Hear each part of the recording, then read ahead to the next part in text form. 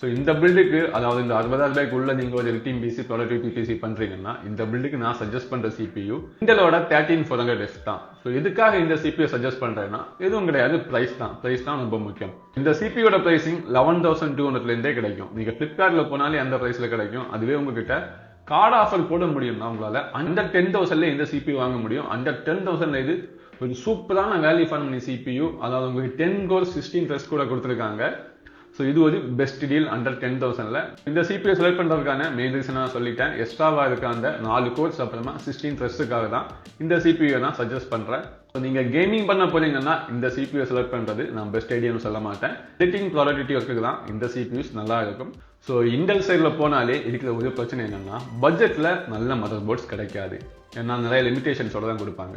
So கண்டிப்பா இந்த சிபியூஸ்க்கு எல்லாமே H610 மதர் போர்ட் சூஸ் பண்றது இருக்கிறதுலே மோசமான ஐடியான்னு தான் நான் சொல்லுவேன்.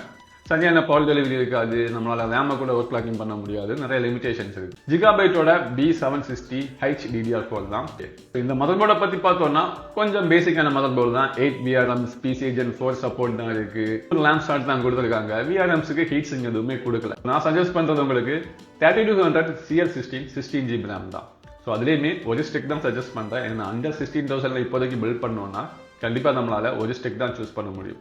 ஸோ 16GB போகிறது பெஸ்ட். ஏன்னா இப்போதைக்கு நம்மளால மேனேஜ் பண்ண முடியும். ஸோ ஒரு லேம்ப் ஸ்லாட்டுமே ஃப்ரீயா இருக்கு.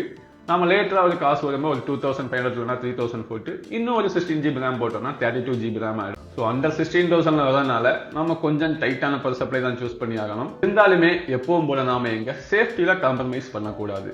ஸோ அதுக்காக நான் சஜஸ்ட் பண்றேன் DeepCoolோட PL550 பவர் சப்ளை. ஸ்பெசிஃபிக்கா நான் இந்த பவர் சப்ளை சஜஸ்ட் பண்றதுக்கு ரீசன் இது ஒரு C-tier வர பவர் சப்ளை. தேவையான சேஃப்டி ஃபீச்சர்ஸ் எல்லாம் நல்லா தான் ஒர்க் ஆகுது. நானுமே இதே சீரியஸ் பவர் சப்ளைல 650 வாட் தான் யூஸ் பண்ணிட்டு இருக்கேன். நம்ம இந்த பிசி பில்டுக்கான முக்கியமான காம்பனன்ட் கிராபிக்ஸ் கார்டு. ஸோ இந்த பிசி பில்டுக்கு நான் சஜஸ்ட் பண்ற கிராபிக்ஸ் கார்டு RTXோட 5060 தான். ஸோ இப்படி சொன்னாலே நிறைய பேர் நம்ப மாட்டீங்க. ஏன்னா RTXோட 5060 கிராபிக்ஸ் கார்டோட பிரைசிங் 29,000 13,000 கிட்ட வருது. ஆனா இந்த எடிட்டிங் பிசி ப்ராடக்டிவிட்டி ஒர்க்ஸ் நீங்க 3D ஒர்க்ஸ் அப்புறமா ரெண்டரிங் எல்லாம் பண்ணுவீங்க. ஸோ கண்டிப்பா எங்க Gen 4 NVMe SSD தான் தேவைப்படும்.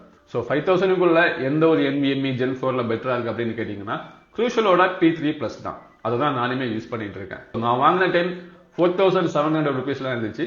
இந்த டைம்ல மேபி கொஞ்சம் கம்மியா இருக்கலாம், இல்லைன்னா கொஞ்சம் அதிகமா இருக்கலாம்.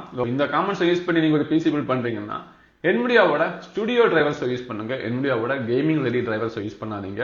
ஏன்னா இந்த பிசி பில்ட் நம்ம ஃபோக்கஸ் பண்ணிருக்கிறது ப்ராடக்டிவிட்டி சைட்ல. நீங்க ஸ்டுடியோ டிரைவர்ஸ் யூஸ் பண்ணீங்கன்னா உங்களுக்கு பெஸ்ட் பெர்ஃபார்மன்ஸ் இந்த பிசில இருந்து நீங்க எடுத்துக்க முடியும்.